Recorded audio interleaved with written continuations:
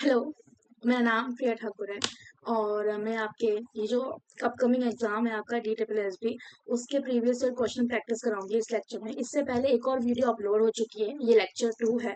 तो वहाँ से 20-25 क्वेश्चन जो हमने डिस्कस किए थे वो कर सकते हैं। देन उसके आगे के क्वेश्चन है। मैंने खुद DSSB और DDA के काफ़ी एग्ज़ाम क्रैक करे हैं एंड करेंटली मैं खुद UPSC एस्पिरेंट हूँ। तो मेरा कोशिश ये रहेगा कि जीके के जितने भी इम्पोर्टेंट सेक्शन है उसके कंसेप्ट मैं आपको इन प्रीवियस ईयर क्वेश्चन के साथ क्लियर कर पाऊँ। तो बिना टाइम वेस्ट करे आप अपनी नोटबुक और पेन उठा के बैठ जाइए ताकि जो जो मैं क्वेश्चन के साथ एक्स्ट्रा कंसेप्ट बताऊंगी वो नोट डाउन कर पाओ, बिकॉज उस कंसेप्ट से कहीं से भी क्वेश्चन कैसे भी इनडायरेक्टली पूछा जा सकता है। तो आज का पहला क्वेश्चन जो पहले आ चुका है, read the given statement election commission से रिलेटेड और आपको सिलेक्ट करना है कि कौन सी स्टेटमेंट है जो करेक्ट है। तो the provision for the establishment of election commission are mention in article 324 के इलेक्शन कमीशन से रिलेटेड जो भी चीजें आर्टिकल 324 में मेंशन है उसके एस्टैब्लिशमेंट की वो कैसे बनेगी। हाँ बिल्कुल मेंशन है। क्या ये आगे लिखा है it is a permanent and independent body? Yes, ये परमानेंट एंड इंडिपेंडेंट बॉडी है। इसका मतलब ये है कि कोई भी इसे डिसॉल्व नहीं कर सकता और ये इंडिपेंडेंट इसलिए बिकॉज इसमें जुडिशरी, एग्जीक्यूटिव और जो लेजिस्लेचर है उनका कंट्रोल नहीं है, ये उसके डायरेक्शन में या उसके सुपरविजन में काम नहीं करती है। आर्टिकल 324 मेंशन करता है कि its function is to conduct election parliament के लिए, लेजिस्लेचर के लिए, प्रेसिडेंट के लिए, वाइस प्रेसिडेंट के लिए। तो यहाँ तक तो सब सही लग रहा है। क्या पंचायत के लिए भी ये करता है? अभी देखेंगे। इलेक्शन कमिश्नर एंड अलग से election commissioner are appointed by president, ये बिल्कुल ट्रू है, प्रेसिडेंट ही अपॉइंट करता है। It is the responsibility of the election commission to grant recognition to political parties and allot election symbol. देखिए, जो भी पार्टीज को इलेक्शन में कंटेस्ट करना होता है तो उससे पहले वो अपना रजिस्ट्रेशन कराती है, इलेक्शन सिंबल रजिस्टर करवाती है। तो उसको रिकॉग्निशन यानी कि उसको कि वो इस नाम से सिंबल से पहचाना जाएगा, उसको उस चीज की परमिशन अलाउंस कौन देता है? इलेक्शन कमीशन देता है। ये बिल्कुल ट्रू है। तो ऑप्शन 1, 3 और 4 तो मुझे यहाँ पे दिख रहे हैं। क्या मेरा इसका मतलब क्या सेकंड ऑप्शन इनकरेक्ट है?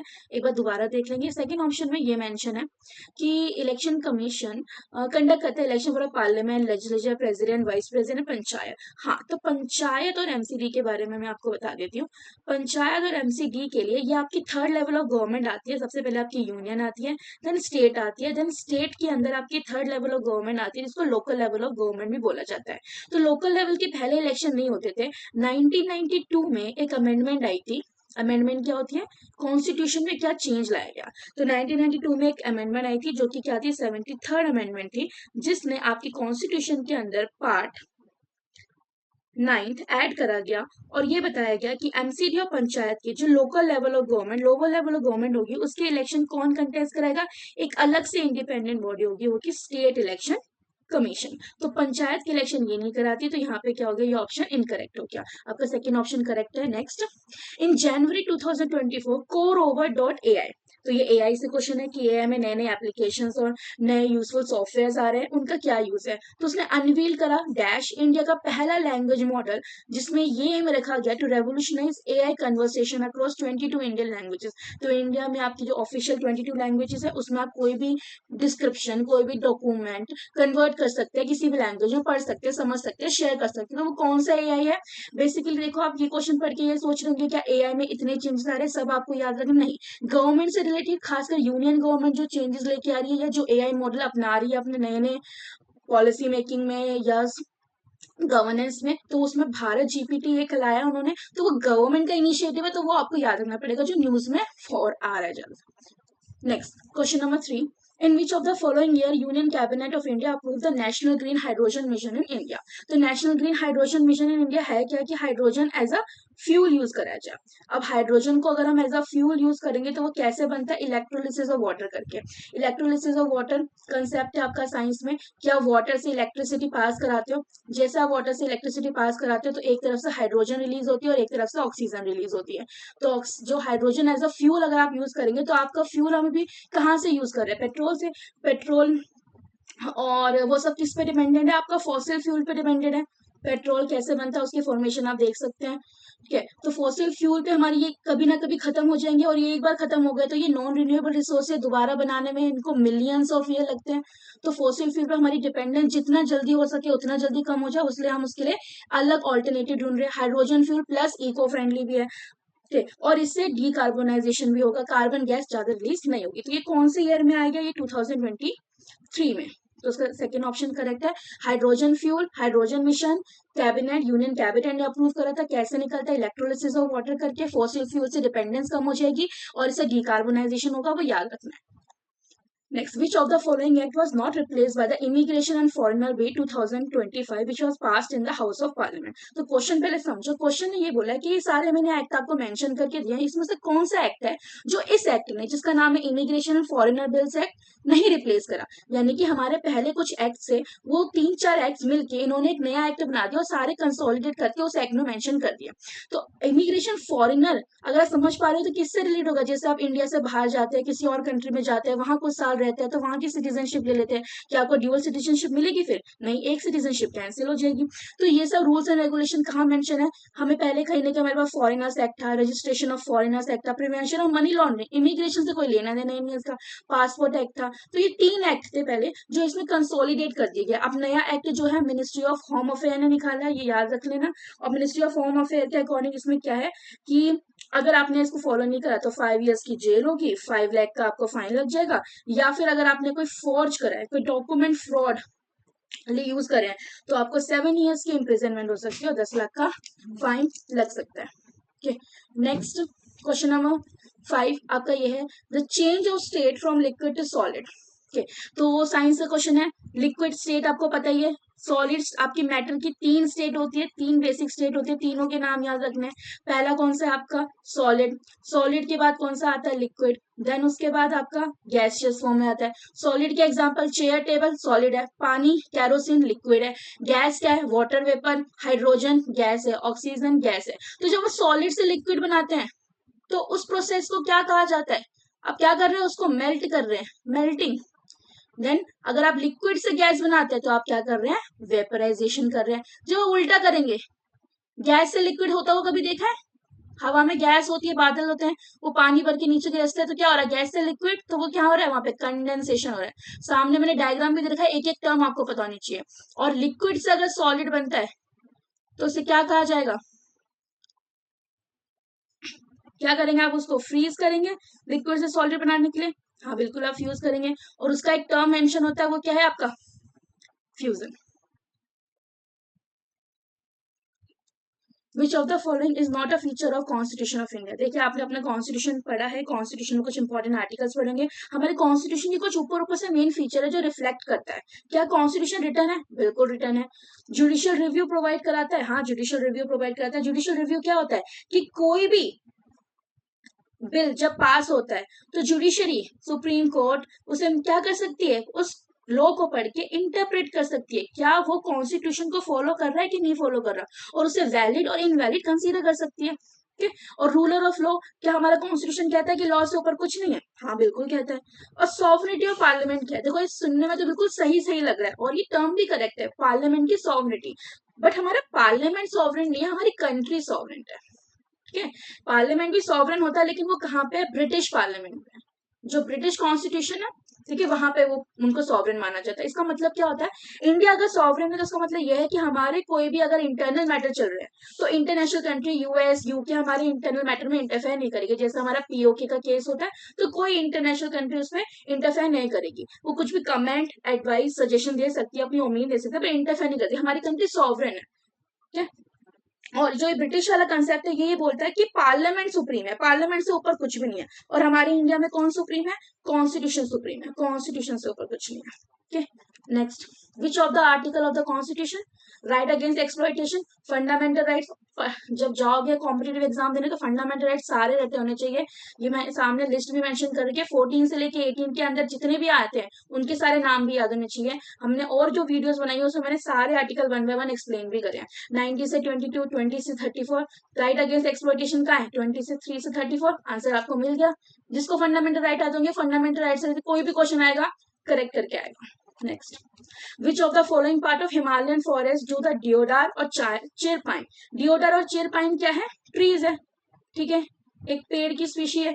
अब हिमालय में फॉरेस्टेशन कैसे होता है? देखिए, जो हमारे पर्वत होते हैं जितना ऊपर जाओगे उतना टेम्परेचर क्या होता जाएगा? माइनस माइनस माइनस, लो लो लो होता जाएगा। तो जहाँ पे ज्यादा हरियाली कहाँ होगी? जहाँ पे ज्यादा बारिश मिलेगी और जहाँ पे ज्यादा सनलाइट मिलेगी, तो वो नीचे की तरफ मिलता है। तो नीचे हमें कैसा पेड़ देखने को मिलता है, कैसा फॉरेस्ट देखने को मिलता है हमें?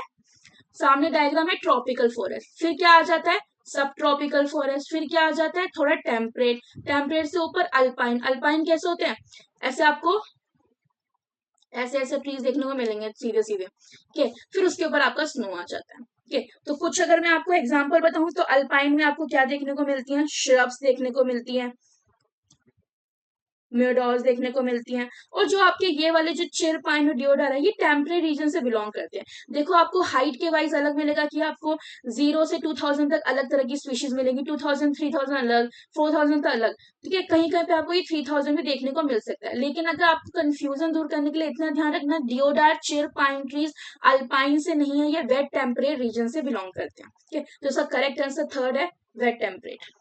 Next, in modern day India state is home to iconic Ajanta cave. Ajanta cave के बारे में काफी लोगों ने सुना होगा कि ये रॉक को काट के, पत्थर को काट के, जिसका आर्किटेक्चर बहुत ही यूनिक है, ठीक है, और डिफिकल्ट टू अंडरस्टैंड है कि उस टाइम पे उन लोगों ने बिना किसी टेक्नोलॉजी के, बिना किसी मशीन के इतना कॉम्प्लेक्स आर्किटेक्चर कैसे क्रिएट किया। तो पत्थर को काट के तोड़ के इन्होंने अजंता केव्स बनाई, जो कि 2 फेज में डिवाइडेड है। 2 फेज में इसकी स्टडी हुई थी कि 2 टाइम पीरियड में इसको बनाया गया था। पहला था आपका सेकंड BC से लेके फर्स्ट सेंचुरी सी का, फिर आपका 5th सेंचुरी सी से लेके 6th सेंचुरी सी में बनाया गया था। और ये आपको कहाँ मिलती है,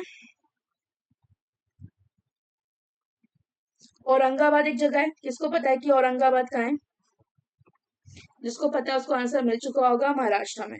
तो इसका करेक्ट आंसर कहाँ है, फर्स्ट है। और यूनेस्को ने इसको क्या कंसीडर कर रखा है, यूनेस्को की बहुत सारी वर्ल्ड हेरिटेज साइट है, तो इंडिया की इस साइट को वर्ल्ड हेरिटेज साइट का टैग दिया हुआ है, ठीक है।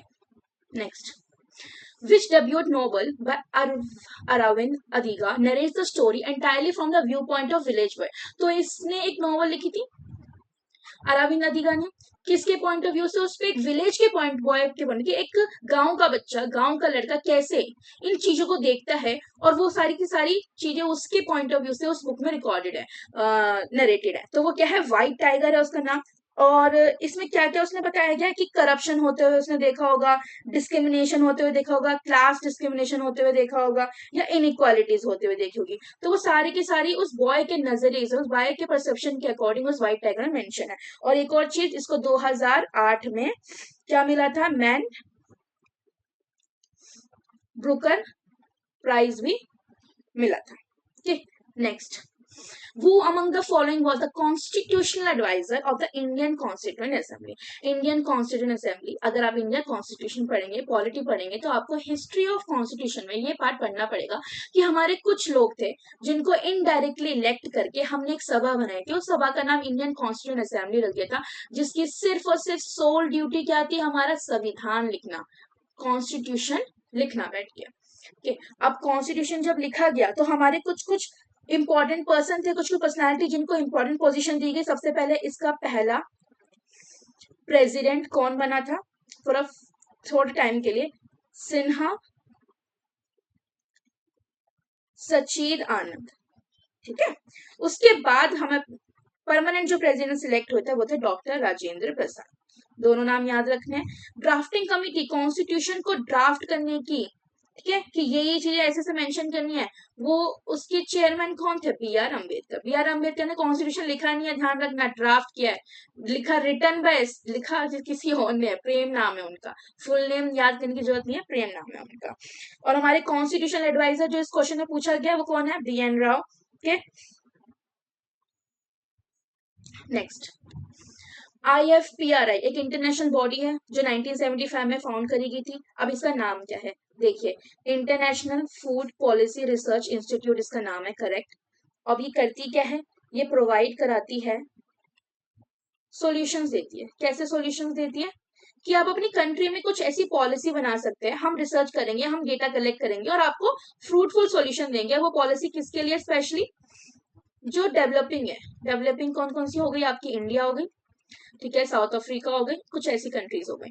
तो इनको क्या दिएंगे, पॉलिसी बेस्ड सजेशन दिए जाएंगे, किस लिए, क्या करने के लिए, कॉम्बैट करने के लिए। कॉम्बैट इंग्लिश टर्म है, फाइट करने के लिए, क्या, हंगर, माल न्यूट्रिशन अगर हो रखा है, ठीक है, जिनको प्रॉपर न्यूट्रिशन नहीं मिलता, पॉवर्टी, इंडिया में अगर माल न्यूट्रिशन की वजह से पॉवर्टी देखी थी, अगर आपने पढ़ी है पॉवर्टी लाइन की डेफिनेशन, तो रूरल एरियाज में 2400 कैलोरी पर पर्सन पर डे होना कंपल्सरी है। अगर इससे नीचे कोई है तो वो पॉवर्टी लाइन से बिलो, बीपीएल उसे माना जाएगा। ठीक है, next Question 13. What amount was announced for India's defense sector in the Union Budget 2025? तो इससे ये पता चलता है आपको बजट पढ़ना चाहिए। बजट से रिलेटेड बहुत सारे इंपॉर्टेंट टर्म्स हैं या बहुत सारे इंपॉर्टेंट फैक्ट्स हैं जो हम कंसीडर कर सकते हैं और डिस्कस कर सकते हैं। अगर आपको चाहिए तो उस पर एक सेपरेट वीडियो बना देंगे, ओके। लेकिन कमेंट में आप बताना अगर आपको चाहिए, तभी हम कंसीडर करेंगे। वरना अभी प्लान यही है कि प्रीवियस ईयर क्वेश्चन जितने हो सके उतने आपको कवर करा दिए जाए। उससे आपको ये भी आइडिया होता रहेगा कि हिस्ट्री, पॉलिटी, जीके में और आपके क्या क्या इंपॉर्टेंट सेक्शन है जब वो कवर करके जाने जाने हैं। जैसे अभी आपने जितने भी क्वेश्चन डिस्कस करे, फंडामेंटल राइट इंपॉर्टेंट है, अभी आगे प्रेसिडेंट पे क्वेश्चन आएगा, कॉन्स्टिट्यूएंट असेंबली इंपॉर्टेंट हो गई, नॉवेल्स, फेमस नॉवेल्स इंपॉर्टेंट हो गई, Ajanta case, historical sites important हो गई। तो यूनियन बजट जो है आपका, उससे बेसिकली क्या बात है आपको ध्यान रखनी है। इसमें तो बस ये पूछा कि डिफेंस सेक्टर के लिए कितना खर्चा इस बार बोला है, इस बार बोला है 6.81 लाख करोड़ अलॉट करा गया है। और यूनियन बजट कौन निकालता है, कब निकालता है? 1 फैब को निकलता है हर साल, यूनियन गवर्नमेंट निकालती है। ध्यान रखना, स्टेट बजट बाद में निकलता है, वो अलग होता है। यूनियन बजट हमारे कॉन्स्टिट्यूशन में कौन से आर्टिकल में मेंशन है और स्टेट बजट कौन से आर्टिकल में मेंशन है, बताइए कमेंट सेक्शन में। Next, which of the following statement correct है इंडियन डेजर्ट के बारे में? देखिए, अगर थोड़ा बहुत भी आपको पता है ज्योग्राफी, थोड़ी बहुत भी फिजिकल आती है, तो अब कुछ ना कुछ तो बता ही देंगे इसमें क्या करेक्ट है क्या इनकरेक्ट है। ठीक है, अब आप देखिए यहाँ क्या, India desert is characterized by dense forest cover. Dense माने बहुत घना, क्या बहुत घना जंगल है हमारे भारत के डेजर्ट में। India desert is located toward the eastern margin of Aravalli hills. Aravalli hills कहाँ से है?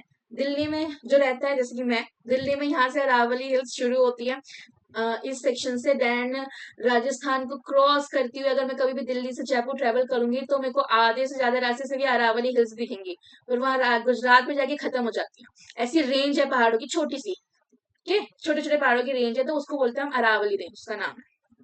अभी जो अरावली हिल्स है, इसके उसने बोला है कि उसके ईस्ट में है डेजर्ट या उसके वेस्ट में है डेजर्ट, तो आप बताइए किधर है? यहाँ राजस्थान है, यहाँ गुजरात है। क्या इंडियन डेजर्ट रिसीव करता है heavy rainfall through out the year? पूरे साल यहाँ पे बारिश होती है। और लूनी रिवर्स क्या ओनली लार्ज रिवर है इंडिया डेजर्ट की? हाँ, तो लूनी रिवर के बारे में तो उन्होंने बिल्कुल सही बात कही है कि इंडियन डेजर्ट में जो हमें रिवर मिलती है वो लूनी रिवर मिलती है। पूरे साल बारिश होती है ऐसा तो नहीं होता। फॉरेस्ट कवर तो बिल्कुल भी नहीं है। और आपका ईस्ट किधर पड़ेगा? इधर आपका ईस्ट पड़ेगा, इधर वेस्ट पड़ेगा। तो हमें पता है मेरा राजस्थान गुजरात, मेरा राजस्थान और गुजरात दिलाई करता है, तो अरावली के वेस्ट में, ईस्ट में तो हो ही नहीं सकती है। तो हल्का सी अगर मैप की प्रैक्टिस अगर चाहिए तो बता देना, वो भी हम पढ़ा देंगे। मैप जरूर आना चाहिए आपको, रिवर्स के बारे में पता होना चाहिए, पहाड़ कहाँ कहाँ पे इंपॉर्टेंट लोकेटेड है वो पता होना चाहिए, पेनिनसुलर क्या है, डेक्कन प्लेट्यू क्या है पता होना चाहिए। तो कुछ ऐसे क्वेश्चन आएंगे कि अगर आपको मैप ध्यान होगा तो आप उससे करेक्ट क्वेश्चन अपने आप ही निकाल लेंगे। विच of the following option best describe करता है डेफिशिएंसी डिजीज? देखिए, अगर डिजीज के बारे में ज्यादा नॉलेज भी नहीं है तो बहुत ही जनरल क्वेश्चन है, इंग्लिश भी आती होगी ना आपको डेफिशिएंसी की तो वो भी आप कर देंगे। Disease transfer through contaminated food और वाटर, जो पानी और खाने के थ्रू आपके अंदर चली जाती है बीमारी है, तो क्या वो डेफिशिएंसी डिजीज क्रिएट करती है? नहीं। डेफिशिएंसी का मतलब क्या होता है? किसी चीज की कमी हो गई, विटामिन डी नहीं है, बी नहीं है, आयोडीन नहीं है, आयरन नहीं है, क्या इसका इंटेक नहीं है, कि विमेन में एनीमिया हो जाता है एक टाइम पे आके, क्यों? आयरन की कमी हो जाती है। Cause by genetic mutation, genes के थ्रू ट्रांसफर हुआ है? बिल्कुल भी नहीं। Disease cause by excessive intake of nutrient, बहुत न्यूट्रिएंट को ज्यादा ही ले लिया तो उसे डेफिशिएंसी होगी, उसे कमी होगी? नहीं। लैक ऑफ न्यूट्रिएंट, तो सारी की सारी चारों डेफिनेशन पे जो सबसे परफेक्ट लगा है वो यही लगा है। लैक ऑफ न्यूट्रिएंट होना क्या कॉज करता है? आपकी बॉडी के अंदर डेफिशिएंसी कॉज करता है, कमी कॉज करता है। नेक्स्ट, कौन सा आर्टिकल है which vest the executive power of the union in president? अब देखिए, इसका करेक्ट आंसर तो मैं आपको एक सेकंड में बता दूंगी, लेकिन जो मेरे को पढ़ाना है वो ये है प्रेसिडेंट। प्रेसिडेंट पढ़ लो पॉलिटी के अंदर, उसके इंपॉर्टेंट आर्टिकल्स रख लो दिमाग में, सारे के सारे तो नहीं रखने, उसके इंपॉर्टेंट आर्टिकल्स की बस कुछ कुछ टर्म्स याद रखो। जैसे 52 है, क्या बोला गया कि इंडिया के पास प्रेसिडेंट होना ही होना चाहिए, there shall be a president. 53 में क्या बोला है? एग्जीक्यूटिव पावर दे दो उसको सारी, ठीक है, जो जो एग्जीक्यूटिव पावर है वो प्रेसिडेंट के हाथ में कौन कौन सी है, वो आर्टिकल 53 में। करेक्ट आंसर आपको मिल चुका है। 54 में क्या है कि इलेक्शन कैसे होगा प्रेसिडेंट का? वो 54 आर्टिकल पढ़ के पता चलेगा। इसके बाद सीधा 61 ध्यान रखना, इम्पीचमेंट। प्रेसिडेंट को हटाने के लिए हम एक वर्ड यूज करते हैं इम्पीचमेंट, जो ब्रिटिश कॉन्स्टिट्यूशन से उठाया, ठीक है। इम्पीच अगर करा जाता है प्रेसिडेंट को, रिमूवल नहीं होता, इम्पीचमेंट होता है, ध्यान रखना। वही टर्म सुप्रीम कोर्ट के जजेस के लिए भी किया जाता है। फिर आर्टिकल 72, कुछ पार्डनिंग पावर है प्रेसिडेंट के हाथ में। अगर सुप्रीम कोर्ट ने, हाई कोर्ट ने किसी को सजाए मौत दे दी है कि या 15-20 साल की लाइफ इम्प्रिजनमेंट दे दी है, सोचो, तो लाइफ इम्प्रिजनमेंट को कम करने की पावर किसके हाथ में है? प्रेसिडेंट के हाथ है। पार्डनिंग माने क्षमा कर देना। अगर डेथ दे दी एज अ पनिशमेंट, तो डेथ, उसकी मौत को मना करने की पार्डनिंग पावर किसके हाथ में है? प्रेसिडेंट के हाथ में।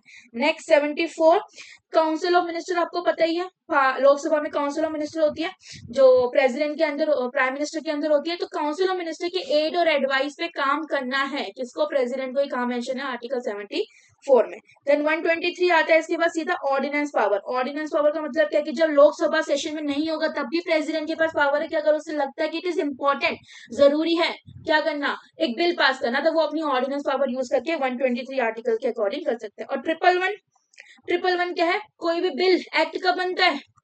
जब प्रेसिडेंट के साइन हो जाते हैं। तो प्रेसिडेंट की असेंट मिलनी चाहिए। क्या टर्म है? असेंट। असेंट माने परमिशन, अलाउंस, ठीक है, उसकी रजामंदी मिलनी चाहिए। दैट इज आर्टिकल 111 में मेंशन। दिल्ली सल्तनत के टाइम पे एक चीज थी कतरा। वो किस किस चीज के लिए बोला जाता था कतरा? तो कतरा आपका क्या था? कतरा आपकी कुछ दिल्ली सल्तनत के टाइम पे कुछ क्लस्टर थे। क्लस्टर क्या होते हैं? ऐसे ग्रुप, ये इसका ग्रुप, फिर ये इसका, फिर ये इसका पार्ट है। तो कुछ ऐसे क्लस्टर थे, किसके बने हुए थे? हाउसेस, घरों के क्लस्टर थे, दुकानों के क्लस्टर से। जैसे आज के टाइम पे सोसाइटी होती है ना एक, तो वहाँ घरों और दुकानों के क्लस्टर को उस टाइम पे रेजिडेंशियल एरिया की तरह यूज करा जाता था। वहां लोग रहते थे और वो एक एनक्लोज बेस था, यानी कि क्लोज था, यहाँ पे बहुत सारे हाउसेज और शॉप। तो ये दिल्ली सल्तनत के टाइम पे होता था। और ये आज के टाइम पे कहाँ है? ओल्ड दिल्ली में है ये वाला पार्ट। जो उस टाइम पे क्या माना जाता था जब ओल्ड दिल्ली नहीं थी? ओल्ड शाहजहानाबाद माना जाता था इसके। ठीक है, तो आपको इसका आंसर मिल गया। तो ये क्या आएंगे यहाँ पे? Market places, police station, police station तो नहीं है, पोस्ट स्टेशन भी नहीं है, तो मार्केट प्लेस रहेंगे जहाँ पे सारे लोग रहते हैं और शॉप्स और हाउसेस होते थे।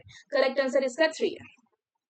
नेक्स्ट, डी गुकेश, इंपॉर्टेंट नाम है, आपको ध्यान रखना है ये कुछ टाइम तक। Created history as the youngest chess world champion in पूरी हिस्ट्री के अंदर, वर्ल्ड के अंदर। तो बहुत बड़ी बात है कि डी गुकेश इंडिया से बिलोंग करते हैं और वो पूरे वर्ल्ड में सबके यंगेस्ट चैंपियन रहे हैं। आफ्टर बीटिंग विच प्लेयर, तो क्वेश्चन में ये पूछा कि किस प्लेयर को बीट किया था 14th राउंड में। सिंगापुर में ये कॉम्पिटिशन होता है दिसंबर 2014 में। तो पहले बता दूं, जो ये डी गुकेश है ये 18 साल के हैं और इन्होंने जो ब्रेक किया था, नॉट जस्ट किसी बंदे को हराया था, बल्कि इन्होंने 40 साल का एक वर्ल्ड रिकॉर्ड ब्रेक किया था, जो कि किसी कैरी पर्सन ने बनाया था, जो 40 साल से आज तक किसी ने ब्रेक नहीं किया।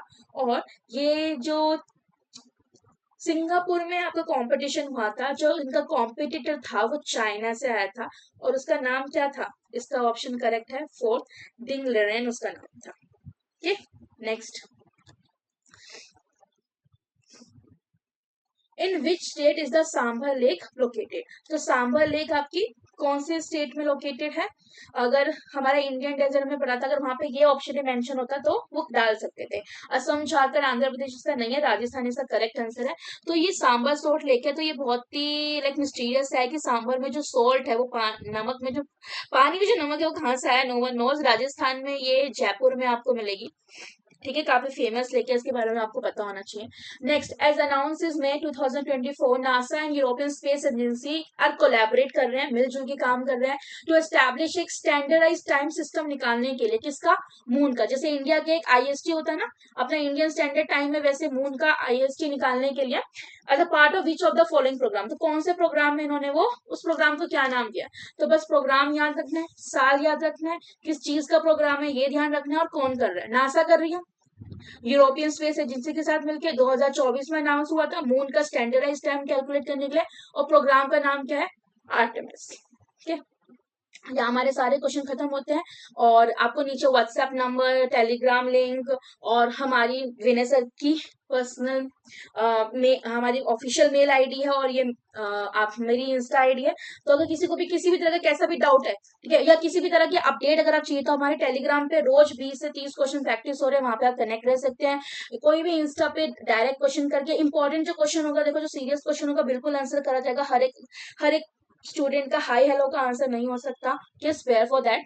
और आज के लिए इतना ही। अगले वीडियो जल्द से जल्द कोशिश करेंगे कि हम यहाँ पे अपलोड करें। और हमारे टेलीग्राम चैनल पे ऑलरेडी 50+ होने वाले हैं, तो वहां आप ज्वाइन कर सकते हैं, रोज प्रैक्टिस कर सकते हैं। बिकॉज सिर्फ ये 20 क्वेश्चन से तो कुछ नहीं होगा, इससे आपको आइडिया मिलेगा कि क्या इंपॉर्टेंट है क्या नहीं। ठीक। बाकी इंस्टा टेलीग्राम पे कभी, और ऑफलाइन क्लासेस भी हमारी चल रही है। ऑफलाइन क्लासेस हमारी ऑलरेडी चल रही है, तो अगर उसके लिए आपको कांटेक्ट करना है तो आप इस नंबर पे कांटेक्ट कर सकते हैं, 8881061556 पे। ऑफिशियल मेंबर आपको within a day coordinate कर लेंगे और रिस्पॉन्ड दे देंगे। Okay, thank you so much for today, keep practicing, good luck.